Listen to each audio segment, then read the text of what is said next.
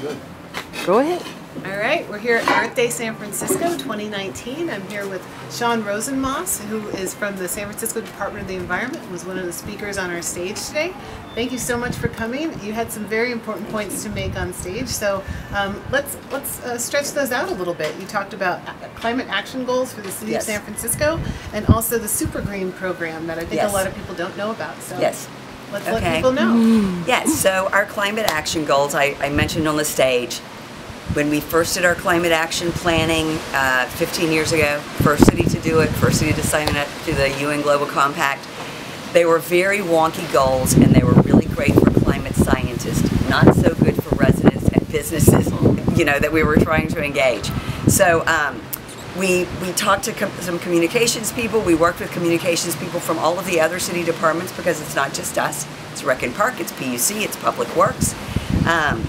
Who all are working on these goals. So the goals, in a nutshell, are zero waste, zero incineration, zero toxics, 80% of all trips taken in sustainable modes of transit, 100% renewable energy, which includes energy efficiency and getting off of all fossil fuels. So we include electric vehicles under our 100% renewable energy goal. That's about doing less bad. Doing more good is roots. It's about sequestering carbon, counting the carbon that we're sequestering, but most importantly, kind of getting back to our roots of community, taking care of each other, taking care of the planet. So it is sort of a metaphor, but it's about healing the planet. So, 100% renewable energy. Several years ago, the city embarked on having its own, selling its own energy, community choice aggregation, which means that the city can go out and buy electricity in bulk and sell it to residents and be the electricity provider for the city of San Francisco. It was 10 years in the making. The city launched in 2016. You are automatically in if you are a resident of San Francisco. You have to opt out and say, actually, I want to continue with PG&E. And we have partnered with PG&E on this. We're using their infrastructure, you know, to transmit and distribute the electricity. So it's about, at the moment, the mix is 43% renewable. That's just the basic electricity. But you can go online, or as I said, you can walk down half a block and sign up for Super Green. And when you sign up for Super Green, that means all of your electricity is 100% renewable energy. I'm particularly excited about it because we're a city of about 65% renters. And renters really want to do something. Energy is a big thing for us. Energy is about you know, approximately half of our greenhouse gas emissions come from transportation, approximately half come from buildings.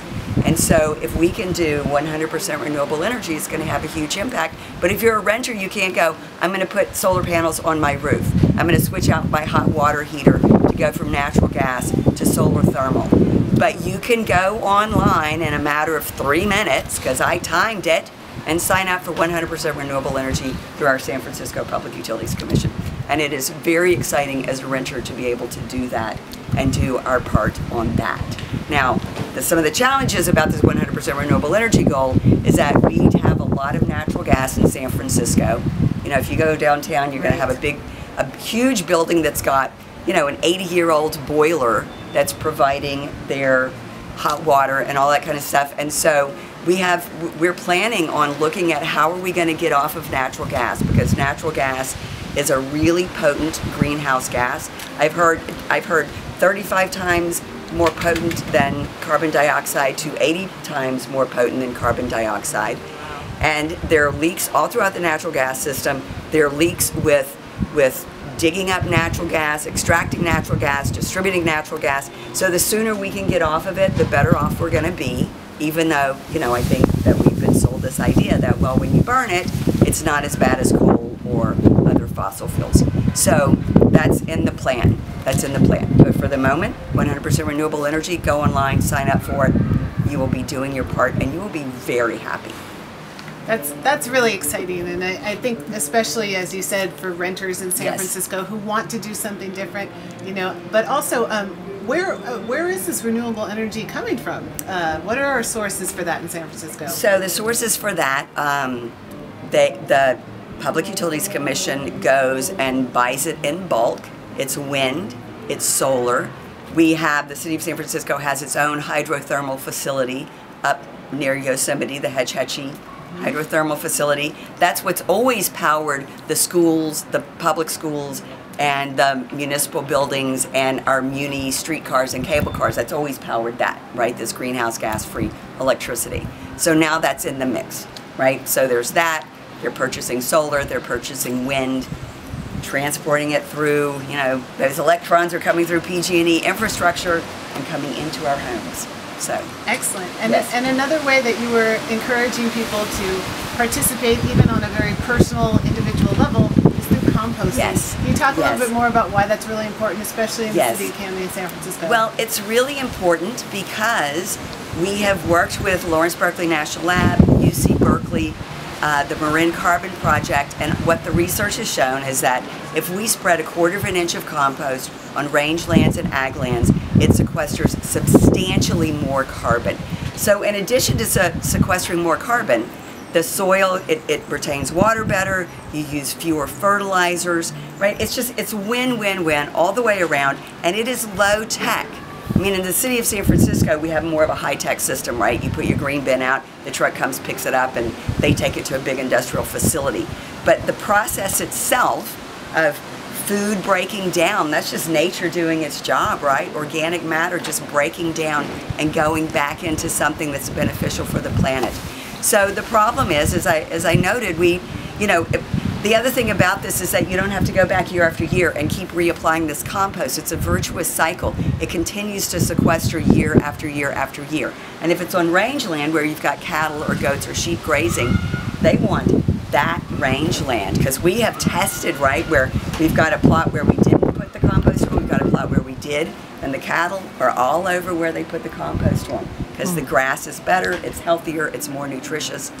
Again, it's a win, and it's really low tech, and we have the infrastructure in San Francisco to make it easy for everyone, right? We're not asking you, go out and buy a bunch of worms and set this up in your bathroom and spin those worms and make your own compost. We're saying, put your banana peel under your sink and then take it outside once a week. Recology will pick it up for you, right? How much easier could it be?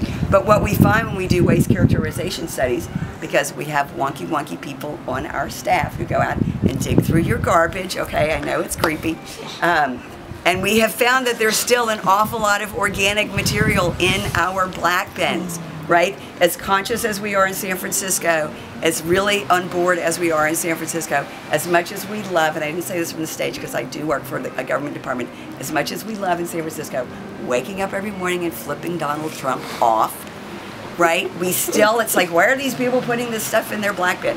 So, yes, put it all in the green bin, and Recology will pick it up and we'll turn it into carbon sequestration. And it's like, this is powerful. So it's a powerful story because I think people understand, compost, maybe they don't quite get, why do we want to keep this stuff out of landfill? Well, we want to keep it out for a lot of different reasons, but this is the real benefit of it, looking at the way nature looks at our waste is a resource. We're really trying to reframe it as resource management, right? So this is a resource for us. And every day, the news is so grim, it's so grim, it's so grim. The heat, the hurricanes, the flooding, the typhoons, sea level rise, all of the things that are happening. This is really positive news, right? And so we want to get this out there. We want to scale it up, and we want to scale it up very quickly. Absolutely. Well, I think the key phrase that you used that I picked up on was it's a virtuous cycle. Yes. And so thank you so much for coming to speak at Earth Day today. Yes. And again, if people want to sign up for the Super Green Renewable Energy, do it through the San Francisco PUC. And also, how can people get more information about some of the climate goals and the compost goals? They can go to sfenvironment.org. And the other thing I just want to say, that we're doing this has been a month of climate action in the city of San Francisco. And it wasn't, we didn't kind of create this because we know that every year in San Francisco there are literally hundreds of Earth Day events, from something at someone's synagogue to school-based stuff to this huge festival that you have going on. And so this year, because our mayor is so very into community service and taking care of each other, it's like, you know what? she launched, we're going to have this whole month of climate action. And so basically it was like, okay, well for us it was putting together the website and saying, everybody list your stuff, right? And it's massive. If you go to the climate action website, there is so much going on in San Francisco. So we have another, what, 9 days of climate action. So get out there and do other things. All right. Thank you so much. Thank you. Happy Earth Day. Okay. All right.